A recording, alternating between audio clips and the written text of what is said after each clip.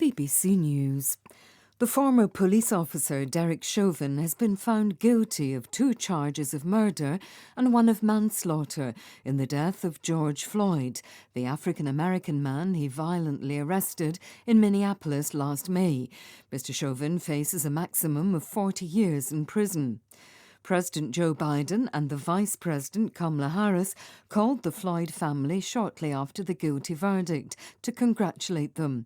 In phone footage, Mr. Biden says this is the first shot at dealing with genuine systemic racism. Mrs. Harris is heard saying the verdict was a day of justice in America.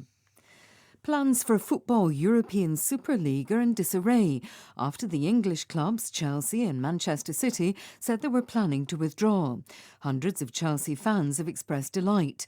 Reports from Spain suggest Barcelona and Atletico Madrid are also withdrawing.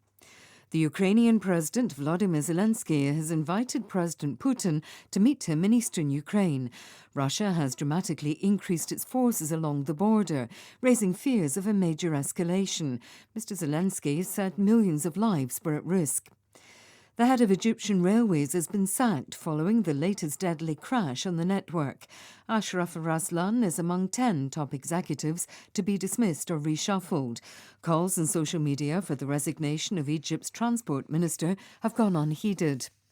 The president of Chad, Idriss Déby, has died after being shot as he battled rebels on the front line. He was killed hours after provisional election results showed he was heading for a 6th term in office.